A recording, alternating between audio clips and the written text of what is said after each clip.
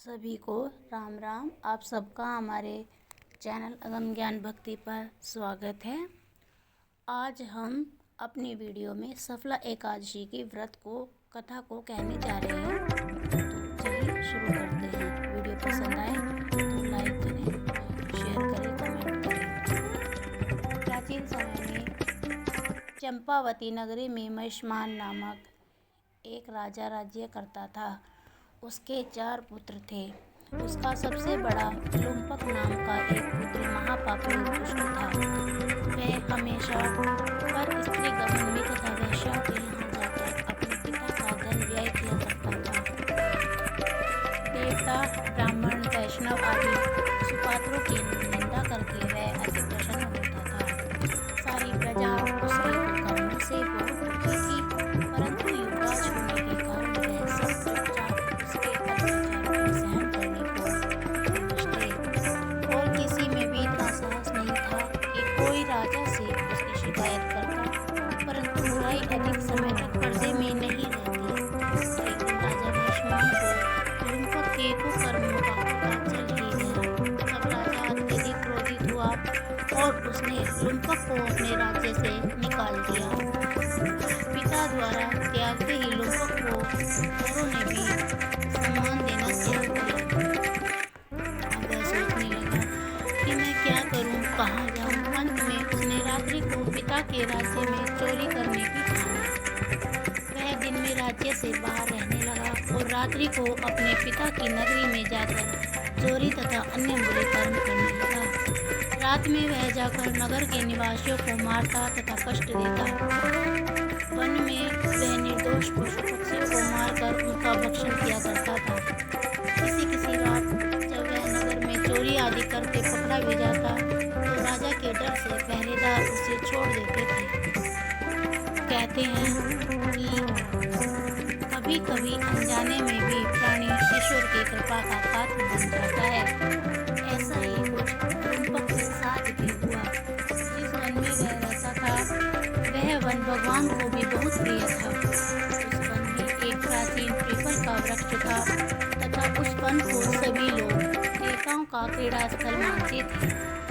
One में उसी people के वृक्ष के नीचे महापापी लुम्पक रहता था।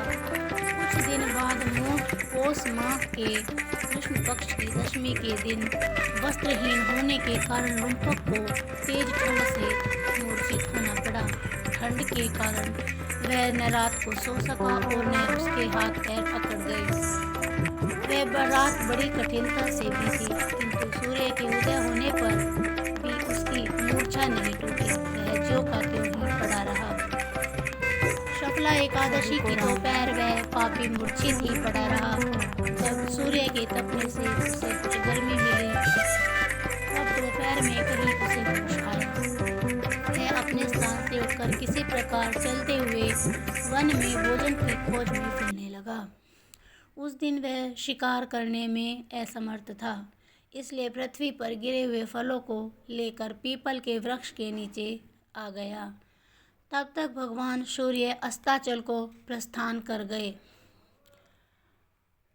भूखा होने के बाद भी वह उन फलों को न खा सका, क्योंकि कहाँ तो वह नित्य जीवों को मारकर उनका मांस खाता था और कहाँ फल। उसे फल खाना तनिक भी अच्छा नहीं लगा। अतः उसने उन फलों को पीपल की जड़ के पास ही रख दिया और दुखी होकर बोला, हे ईश्वर, यह फल आपको ही अर्पण है। इन फलों से आप ही तृप्त हों। ऐसा कहकर वह रोने लगा और रात को उसे नींद नहीं आई। वह सारी रात रोता रहा। इस प्रकार उस पापी से अनजाने में ही एकादशी का उपवास हो गया। उस महापापी के इस उपवास तथा रात्रि जागरण से भगवान श्री हरि अत्यंत प्रसन्न हुए और उसके सभी पाप नष्ट हो गए। सुबह होते ही एक दिव्य रथ अनेक सुंदर वस्तुओं से सजा हुआ आया और उसके सामने खड़ा हो गया। उसी समय आकाशवाणी हुई, हे युवराज, भगवान नारायण के प्रभाव से तेरे सभी पाप नष्ट हो गए हैं। अब तू अपने पिता के पास जाकर राज्य प्राप्त कर।